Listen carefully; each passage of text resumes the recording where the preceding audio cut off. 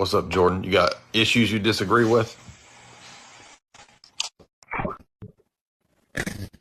Um, I have a quick question, real quick. I know you say you're probably going to go into it at a later time with Dr. Branson, Hmm. but can you explain really quickly the difference between counting and with absolute identity versus division? Sure.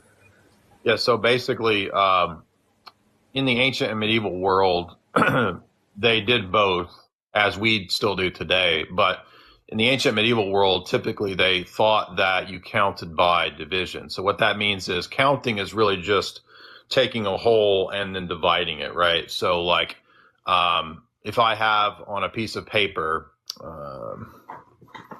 let's say I have a piece of paper and I write on one side A, and then I write on another side B. So let's say we have this piece of paper, right? This is a single unit of paper, right? It's one. Um, if we count by identity, meaning that we just identify this with the number one, right? We have a problem when we split this because this is no longer identical. It's no longer the same object, but it actually isn't any different, right? It's just divided. But if I count by identity, I can no longer identify this object because now it's two. You see, it's not, but it's the same object as before. It's just split, right?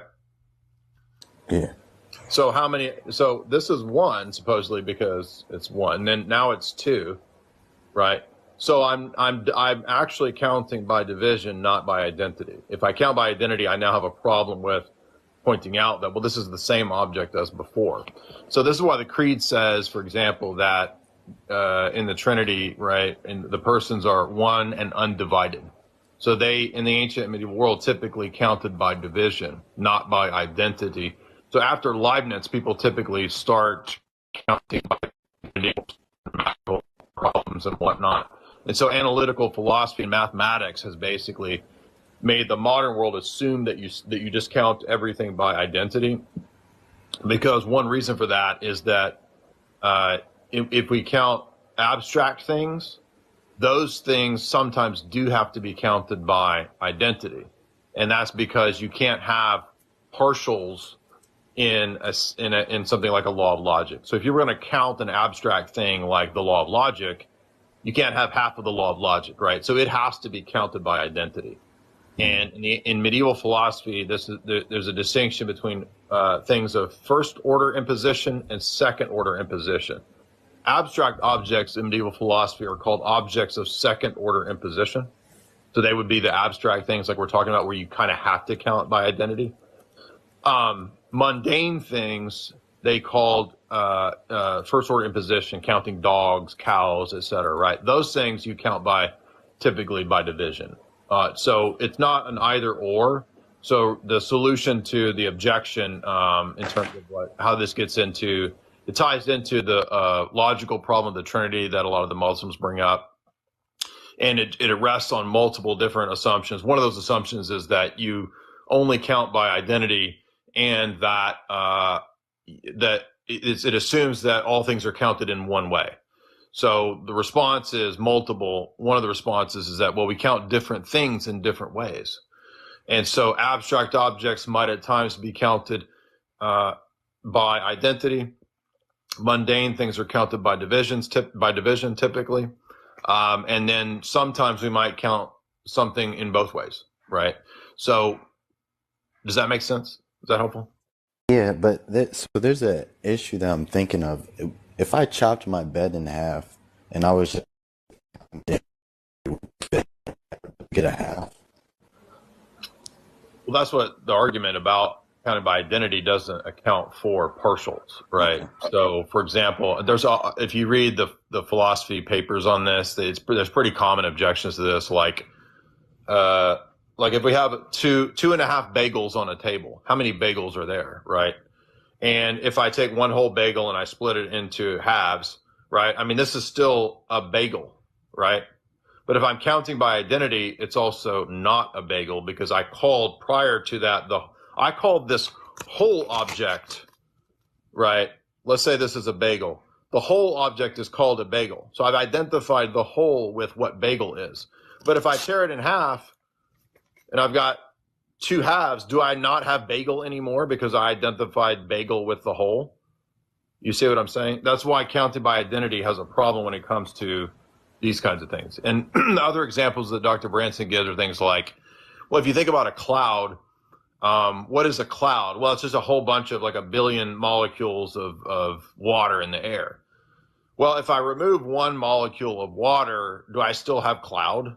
Yes, but it's not identical, counting by identity, to the previous cloud, right? So you see how counting by identity is, on the surface, it seems like that's how we count. But when you actually think about it, no, actually we don't count that way. We count by division.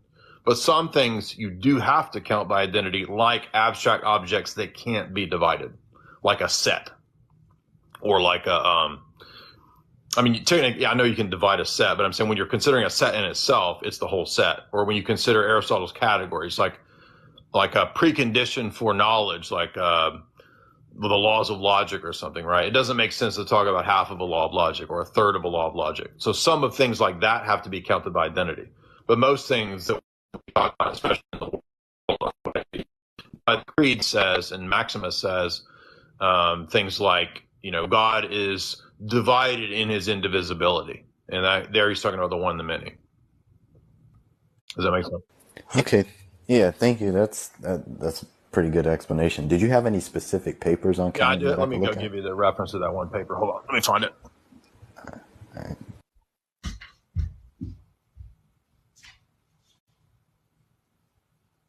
Thank you.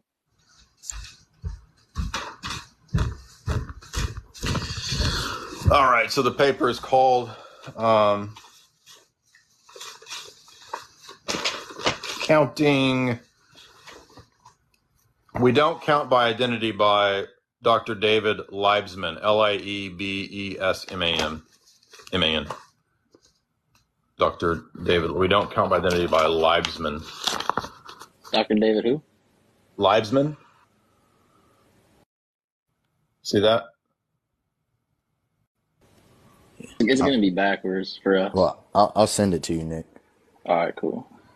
Liebesman, Liebesman. We do not count by identity.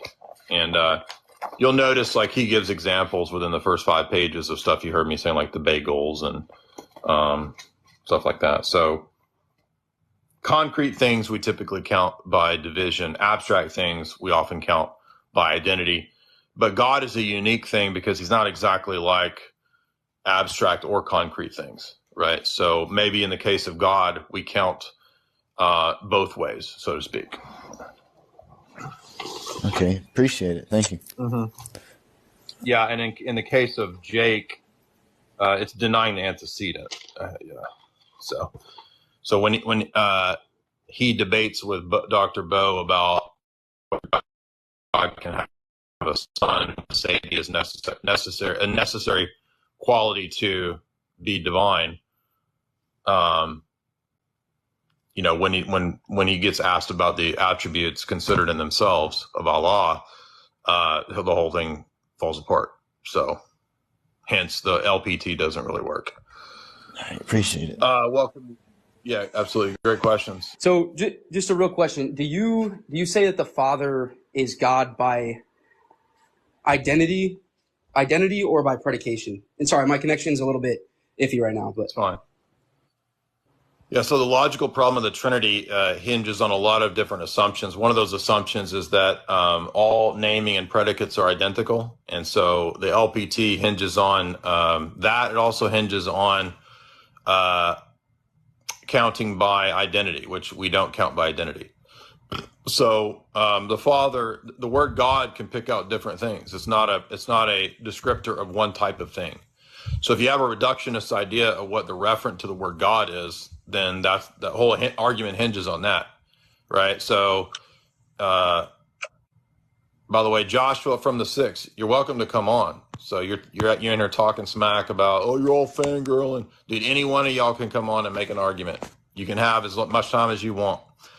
And anyway, so back to the point. God is a generic term, just like the Canaanites use the word El, and the Bible calls God El, and it calls the gods of the Canaanites the El. Okay, Does the word God only refer to one thing? No, it picks out different things. In the Bible, it picks out God the Father, God the Son, God the Holy Spirit, the divine nature, the divine operations. It picks out angels, demons, and men. The word God can refer to all of those things. So the word God doesn't have a single reference to either nature or person, you see. It can refer to both in the Trinity.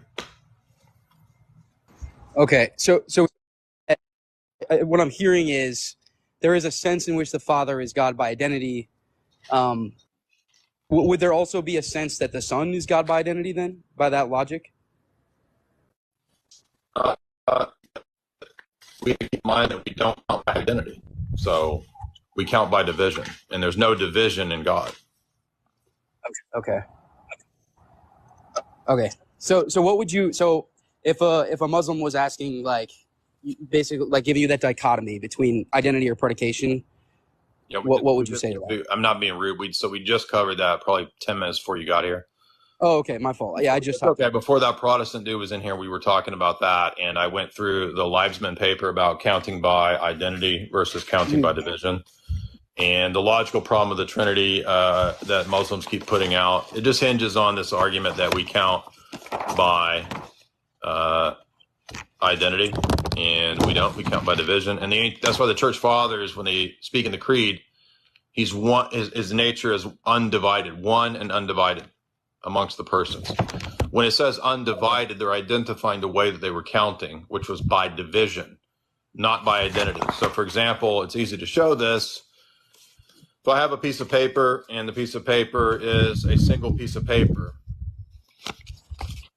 if we count by identity, this is one piece of paper, right?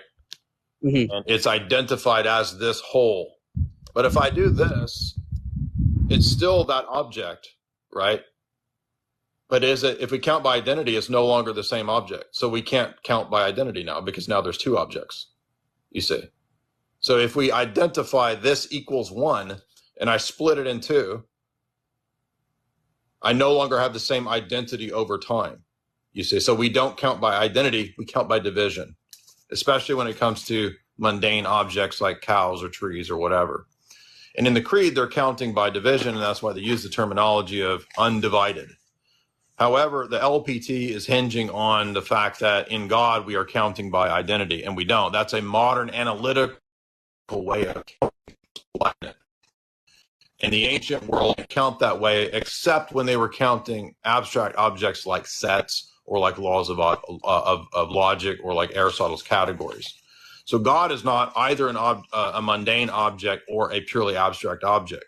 And so if there's differentiation in God, then we might count God in different ways. And so the summary, simple argument response is that different things are counted in different ways.